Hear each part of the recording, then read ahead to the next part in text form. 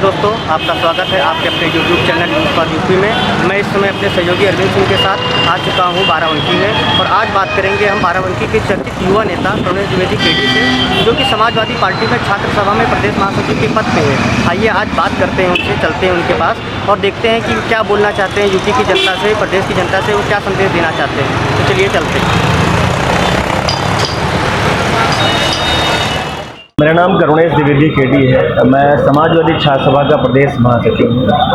Basically media के माध्यम से मैं आपको बताना चाहता हूँ, जिस तरीके से वर्तमान में उत्तर प्रदेश सरकार ने कोरोना काल में जिस तरीके से लापरवाही की हमारे घर के, हमारे तमाम साथियों के और उत्तर प्रदेश के आवाम के कई घरों के लोग, कई घर को चलाने वाले उनके मुखिया इस कोरोना काल में ख़त्म हो गए। ये सरकार की पूरी तरीके से लापरवाही रही। जिस तरीके से मैं बताऊँ, वर्तमान में बाराबंकी जनपद में योगी आदित्यनाथ की सरकार ने कहा था कि हम ऑक्सीजन प्लांट लगाएंगे। मीडिया के माध्यम से हम लोगों ने भी खबर पड़ी, जनता ने भी खबर पड़ी, तमाम छात्र नौजवानों ने खबर पड़ी कि हम 15 से 20 दिनों में ऑक्सीजन प्लांट बाराबंकी जनपद में लगा देंगे। लेकिन 15-20 दिन छोड़िए, आज 70 दिन हो गए हैं, हमारे ज़िले में ऑक्सीजन प्लांट नहीं लग पाया है। और विश्व स्वास्थ्य संगठन के द्वारा, मीडिया के माध्यम के द्वारा, तमाम स्वस्थ सूत्रों के द्वारा पता चलता है कि कोरोना की तीसरी लहर भी आने जा रही है। हमारे ज़िले में कोई तैयारी नहीं है। मैं उत्तर प्रदेश की जनता और लखनऊ विश्वविद्यालय के छात्रों की तरफ से हिंदुस्तान के लोकप्रिय नेता आदरणीय अखिलेश यादव को कोटि कोटि धन्यवाद और प्रणाम भी करता हूं कि जिन्होंने उत्तर प्रदेश को एम्बुलेंस जैसी महान योजना दी, जो सौभाग्य रूप में हम लोगों को प्राप्त हुई।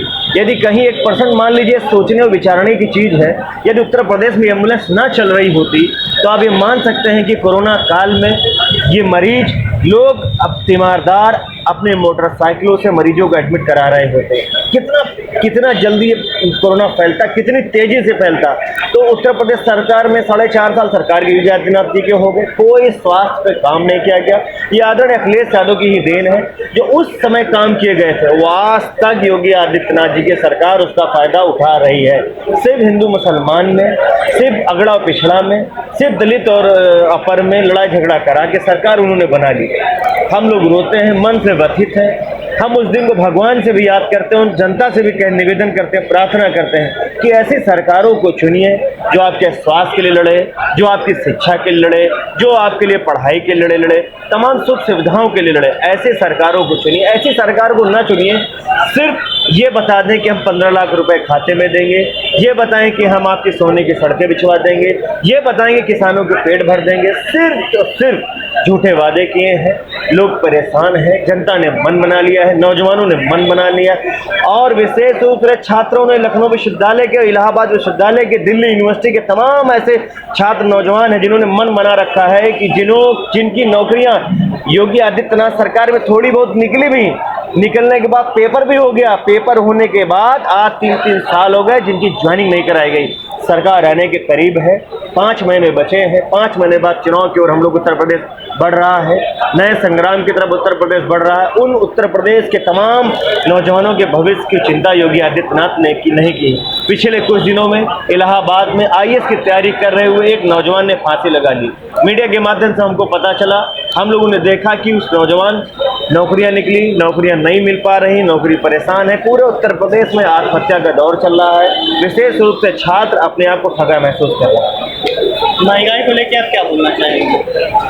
आपको मैं बताना चाहता हूँ कि पूरे वर्ल्ड में, पूरे विश्व में तेल की कीमतें गिरी हुई हैं, बैरल गिरा हुआ है। लेकिन उत्तर प्रदेश सरकार में डीजल देख लीजिए कहाँ पहुँच गया, पेट्रोल कहाँ पहुँच गया। किसान जब खेत की सिंचाई करता है, जब वो 100 रुपये, 98 रुपये, 95 रुपये डीजल खरीद के लेके जाता है, जब वो इंजन स्टार्ट करता है, ऐसे करके जब वो इंजन स्टार्ट करता है, तब तक योगी जी को 10-10 बार वो मन से जो कुछ कह पा रहा होगा, मैं उन शब्दों को इस्तेमाल नहीं करना चाहता। जो कुछ कह रहा है वो भगवान सुन रहा है या उत्तर प्रदेश की आने वाली जनता सुनेगी, उस किसान के दर्द को महसूस करेगी। किसानों को कोई नहीं सुन रहा है। हमारे नेता आदरणीय माननीय मुलायम सिंह यादव जो हमारे अभिभावक हैं, उन्होंने दिल्ली के सदन में एक बार कहा था कि हिंदुस्तान में सारे बिजनेस, सारे व्यापार बढ़ रहे हैं। ऐसा क्या कारण है कि किसान का ही धंधा सबसे कमजोर, सबसे खत्म होता चला जा रहा है। क्योंकि किसान का ऐसा व्यापार है, जब किसान खेती करता है तो उसके परिवार में उसका बेटा, उसकी बेटी, उसकी वाइफ, उसका भतीजा सब उस धंधे में लगते हैं। पूरा परिवार उस खेत सिंचाई करने में लगता है। उसके बाद भी वो किसान घाटे की तरफ अग्रसर हो जाता है। पिछले 2 साल के पहले आपको पता होगा, आलू की कीमतें, आलू रोडों पे पड़ा था। किसानों ने विधानसभा के सामने कई ट्रक आलू फेंक दिए। सरकारों ने क्या किया? सरकारों ने किसानों को दमन कर दिया। उनकी आवाजों को दबाने के लिए किसानों की जांच करके उन पर मुकदमे लिख दिए गए। किसानों को एकदम पूरी तरीके से परेशान कर दिया। किसान बिल ले आए, किसानों को समेटने की तैयारी उत्तर प्रदेश कर रही है। नए नए बिजनेस मोड के माध्यम से अडानी अंबानी के वेयर हाउस खोल गए। बताइए, कृषि बिल पास भी नहीं हुआ सदन में और अडानी अंबानी के वेयर हाउस खोल गए। रायबरेली में तो मैंने देखा, मैं जा रहा था एक मिट्टी में, रायबरेली से मैं पास कर रहा था, मैंने देखा कि अडानी जी का वेयर हाउस तैयार हो गया। तो बताइए, कानून बाद में पास हुआ और वेयर हाउस पहले तैयार कर दिया गया। तो ये लूटने की पूरी तरीके से साजिश है। चंद व्यापारी और सरकार के नुमाइंदे, दिल्ली में बैठी हुई जालिम सरकार किसानों को लूटने का एक प्रयोजन बना रही है। 4.5 साल तो किसानों को परेशान किया ही किया और आने वाले समय में किसानों को बेड़ा गर्क करने का एक प्रयास कर रहे हैं। लेकिन यदि उत्तर प्रदेश सरकार नहीं चेती तो ये छात्र, नौजवान और ये किसान, महिलाएं अपने हक और हुकूक की लड़ाई लड़ने का काम करेगी। समाजवादी पार्टी ने हमेशा किसानों और छात्रों की आवाज को बुलंद करने का काम किया है। पिछले 4.5 सालों में समाजवादी पार्टी के लाखों कार्यकर्ताओं को मारा है, पीटा है, हाथ तोड़ डाला है, गैंगस्टर गुंडा की कार्रवाई की। अभी हाल ही में फतेहपुर के बेलहरा के चेयरमैन आयाज के ऊपर, जो किसानों की लड़ाई लड़ रहे थे, उनके ऊपर गुंडा की कार्रवाई करके 6 महीने के लिए जेल पैदा कर दी। ऐसी कार्रवाई का हम भरपूर विरोध करते हैं और हम विश्वास दिलाते हैं आपकी मीडिया के माध्यम से, आने वाले समय में या उत्तर प्रदेश के तख्त पे हमारे महबूब नेता आदरणीय अखिलेश यादव की सरकार बनी तो सबसे पहले छात्र और किसानों के हाथों को मजबूत करने का काम आदरणीय अखिलेश यादव ने किया भी है, करेंगे भी। आदरणीय मुलायम सिंह की जो सोच है, हम पूरे हिंदुस्तान में इन चीज़ों को, विचारधारा को फैलाएंगे और आपके माध्यम से मीडिया से भी अनुरोध करना चाहते हैं, सच की आवाज़ को बुलंद करिए, क्योंकि आप लोकतंत्र के चौथे स्तंभ हैं। जिस तरीके से चैनलों में आप तालिबान, अफगानिस्तान, ये वो सब चला रहे हैं, मूलभूत मुद्दे नहीं दिखाए जा रहे हैं, जनता को गुमराह किया जा रहा है। मीडिया के माध्यम से करोड़ों करोड़ों रुपए मीडिया के माध्यम से फैलाए जा रहे हैं। वैक्सीन जो लगाई जा रही है, जितनी वैक्सीन खरीदी नहीं गई, उससे ज्यादा पैसे के विज्ञापन, एडवर्टीजमेंट विनायल अखबार में, news of India, Dainik Jagran, times of India, जिनमें 10-10 लाख के विज्ञापन दे दिए गए। बताइए, देश कहाँ जाएगा? इस देश की परंपरा को नाश करने का काम योगी आदित्यनाथ ने किया। हम फिर कहते हैं, पढ़ाई करने वाला ही नौकरी कर सकता, अनपढ़ आदमी नौकरी नहीं कर सकता। पूजा करने वाला आदमी मठ संभाल सकता, लेकिन पूजा करने वाला मुख्यमंत्री पद की शपथ नहीं ले सकता। ये उत्तर प्रदेश का दुर्भाग्य है कि योगी आदित्यनाथ जैसे लोग उत्तर प्रदेश के मुख्यमंत्री बन गए। ये हाल है कि 4.5 वर्षों में उत्तर प्रदेश ने पूरे देश की GDP ध्वस्त हो गई। जैसा कि अभी जानकारी मिल रही है खबरों के माध्यम से कि अलीगढ़ और मैनपुरी का नाम बदलने की तैयारी हो रही है, उस विषय में आप क्या बोलना चाहेंगे? देखिए, मैं तो फिर ये बात कहता हूँ, नाम बदल दीजिए। जैसे अखिलेश यादव ने डायल 100 चलाया, आपने 112 कर दिया। अखिलेश यादव ने पूर्वांचल एक्सप्रेस की पूरी किसानों की बिना झगड़ा किए हुए, बिना कोई आपत्ति हुए किसानों को पूरा पैसा दिया। पूर्वांचल एक्सप्रेस की पूरी चिन्हांकन कराया, काम शुरू कराया, शिलान्यास हुआ, उन्होंने उसका अपना शिलान्यास कर लिया। हम तो कहते बाराबंकी के नाम बदल कर दीजिए, राम बाराबंकी कर दीजिए। फैजाबाद को बदल के नाम बदलने से सर कुछ नहीं होगा। नाम बदलने से छात्रों के हाथ मजबूत नहीं होंगे। नाम बदलने से जो किसान इलाहाबाद में हत्या कर लिया, उनकी जान नहीं बचेगी। नाम बदलने से कोठी थाने में जो किसान मर गया, उसकी जान, उसका परिवार के खर्चा नहीं चलेगा। नाम बदलने से टिकैत नगर में जो बाढ़ आई है, कुटरी गौरिया, बतकिया, खेता सराय, जो इन क्षेत्रों में किसान परेशान है, उनकी बदहाली नहीं दूर होगी। ये सरकार को समझना चाहिए, लोगों को समझना चाहिए। सरकार लूट रही है, नाम बदल रही है, भ्रमित कर रही है, बड़े बड़े हाथ फैला के अच्छा कुर्ता। अब बताइए, ये देखिए, मैं 32 साल का नौजवान, मेरे चेहरे पे चमक नहीं है। उत्तर प्रदेश ने देश के प्रधानमंत्री माननीय मोदी जी, जो हमारे भी प्रधानमंत्री, चेहरे पर चमक देखिए, हमसे ज्यादा चमक। ये देखिए, हमारे आम आदमी बैठे हुए हैं, ये बेचारे आए हुए हैं, आपको देख के यहाँ तक आ गए, इनके चेहरे पर चमक नहीं। वो मशरूम खा के, महंगा पानी पी के, उनके चेहरे पर चमक देख लीजिए सर। आप किसानों को चेहरे की चमक देख लीजिए और मोदी के चेहरे की चमक देख लीजिए। अब आप देख लीजिए, योगी आदित्यनाथ के कपड़ा देख लीजिए, योगी आदित्यनाथ माननीय प्रधानमंत्री जी के पहनावा देख लीजिए।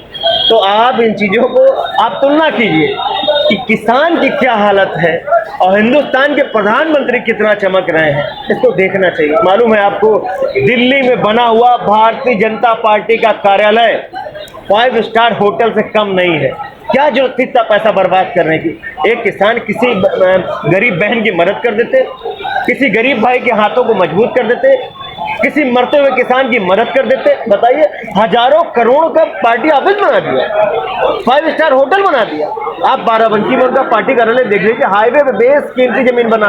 ये पैसा कहां से आया? किसके बाप का पैसा है? ये हमारा आपका पैसा नहीं तो किसके बाप का पैसा है? किसका धन लूट के पार्टी कार्यालय बनाया गया है? किसानों के गर्दनों को दबा कर ये पैसा कमाया गया है। कोई पूछने वाला नहीं, कोई भूलने वाला, आवाज उठाई जाती है, मुकदमा लगा के जेल भेज दिया जाता है। हमारे उत्तर प्रदेश के मुख्यमंत्री योगी आदित्यनाथ ने 23 लाख रुपए छात्र कल्याण निधि का पैसा अपने प्रोग्राम में लगाने का काम किया। तब हम लोग उत्तर प्रदेश के तमाम छात्र नेताओं ने योगी आदित्यनाथ का विरोध किया था। मैं उसका खुद भुक्तभोगी, मुझे 27 दिन योगी आदित्यनाथ ने जेल कटा दिया।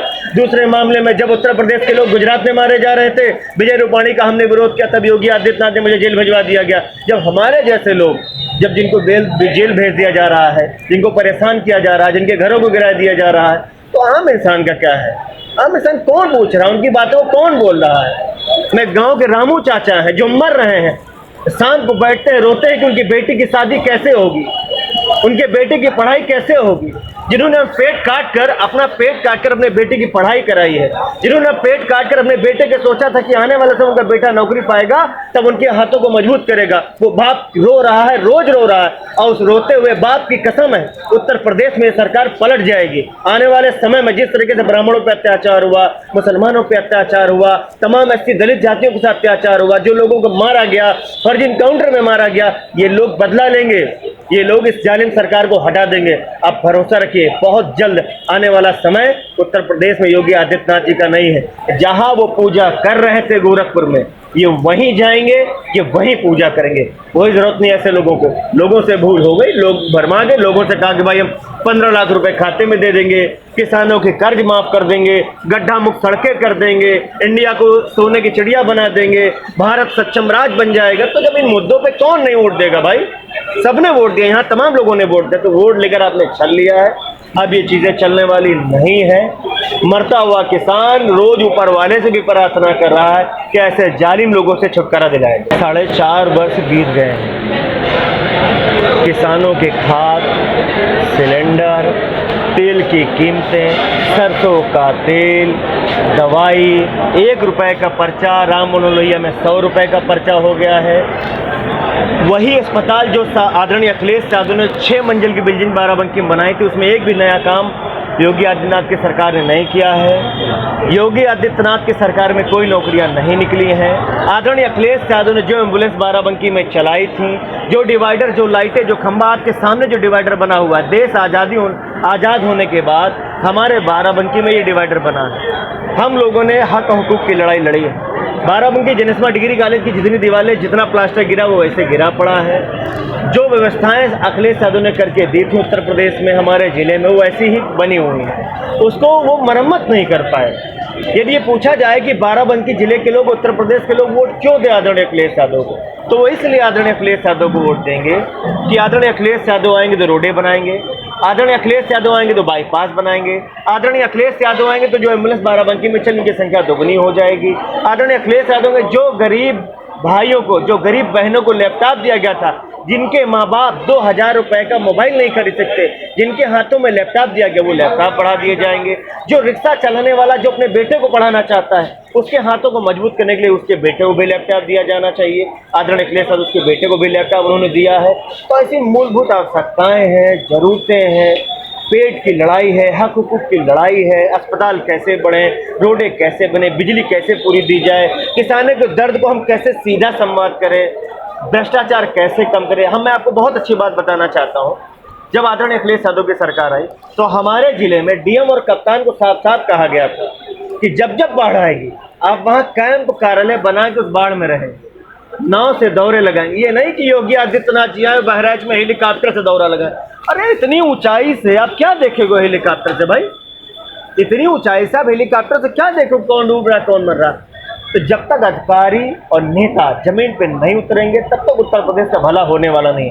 बहरहाल जो नाश होना था वो नाश हो गया, जो सत्यानाश होना था वो सत्यानाश हो गया। बहुत सी बहन बेटियों की इज्जत उठ गई, क्राइम रेट इतना हाई चला गया जिसका उम्मीद नहीं लगा सकते हैं। और इस तरीके से जेलों में, बताइए जेलों में न्यायालय से सजा याफ्ता या न्यायालयों से विचाराधीन कैदी जेलों में मारे जा रहे हैं। 2-2 केस हो गए उत्तर प्रदेश सरकार में, जेलों में मर्डर हो गए। बताइए अपराध यहाँ तक चला गया कि जो भी रोड पे मर्डर हो रहा था, जेल के अंदर आदमी सुरक्षित नहीं है, जेल के अंदर मर्डर हो रहा। तो ये जो जिस तरीके से ये जो भ्रष्टाचार है, जिस तरीके से क्रिमिनल एक्टिविटी बढ़ गई है, अब तमाम चीज़ों में जो उत्तर प्रदेश के लोग परेशान हैं। बाराबंकी जनपद में जिस तरीके से तमाम चीज़ों का अकाल है, आप रोडें देख लीजिए, रोडों क्या हाल हो गया है। जो अखिलेश यादव ने जो बजट दिया था, जो अनुपूरक बजट उत्तर प्रदेश सरकार में दिया गया था, वो बजट इस सरकार ने नहीं दिया है, बजट काट लिया गया है। सड़कें वैसी हैं, किसान वैसे परेशान है। नदी घाघरा जो अपने उफान पे है, पानी बतकिया, कितासराय, कुटरी गौरिया, तमाम क्षेत्रों में पानी भर गया है। लोग परेशान हैं, लोग मलेरिया डेंगू जैसी बीमारियों से मर रहे हैं। पानी इतना खराब आ रहा है। अस्पताल टिकैत नगर में जो बेसिकली हमारी विधानसभा, जहाँ से मैं मांग कर रहा हूँ, जहाँ से मैं चुनाव लड़ना चाहता हूँ, जहाँ से मैं लोगों की सेवा करना चाहता हूँ, मैं आपको बताऊँ कुछ दिन पहले मैंने वहाँ के अधीक्षक को फोन मिलाया। वहाँ के अधीक्षक के, वहाँ के नेताओं के सिफारिश में मरीज एडमिट होगा। भाई अस्पताल के दरवाजे चाहे गरीब जाए अमीर जाए, सबको एक नज़र से देखना चाहिए। वहाँ किसी की सिफारिश की जरूरत नहीं है। जब तक आप अस्पताल बढ़ाओगे नहीं, बेड बढ़ाओगे नहीं, ऑक्सीजन प्लांट लगाओगे नहीं, एम्बुलेंस बढ़ाओगे नहीं, ये लोग बचने वाले लोग नहीं हैं। ये लोग मर जाएंगे। ये गरीब परेशान है, इनको दर्द को महसूस नहीं किया जा रहा है। और मैं बता दूं, जिन बहन बेटियों के साथ अत्याचार हुआ है, जो उत्तर प्रदेश में बड़ी घटनाएं हुई, आने वाले समय में आदरणीय यादव की, अखिलेश यादव की सरकार बनेगी, इन पे पुनः जांच बैठाई जाएगी, पुनः जांच कराई जाएगी। मैं आपके माध्यम से पूरे उत्तर प्रदेश की जनता को बताना चाहता हूँ, फिर कहना चाहता हूँ, मीडिया के माध्यम से सच दिखाइए, सही चीज़ें लोगों तक पहुँचाइए। ये मोदी के आडंबर में कोई न फंसे, किसी को न फंसाइए। ये देश हमारा आपका है। जितनी जिम्मेदारी नेताओं की है, उतनी जिम्मेदारी हमारी और आपकी भी बचाने की। एक लड़ाई देश को आज़ाद कराने में लड़ी गई थी, एक लड़ाई आज लड़ी जा रही इन जालिम लोगों से। मैं इन्हीं बातों के साथ आपको बहुत बहुत धन्यवाद देता हूँ, जिन्होंने आप लोगों ने हम लोगों को सम्मान दिया, हम लोगों को समझा। मैं फिर से आपके माध्यम से करुणेश द्विवेदी केडी और तमाम छात्रों की तरफ से पूरे प्रदेश के छात्रों, नौजवानों को बहुत बहुत धन्यवाद, बहुत बहुत आभार व्यक्त करता हूँ। और मैं अनुरोध करता हूँ, आपसे हाथ जोड़ के प्रार्थना करता हूँ कि सच दिखाइए।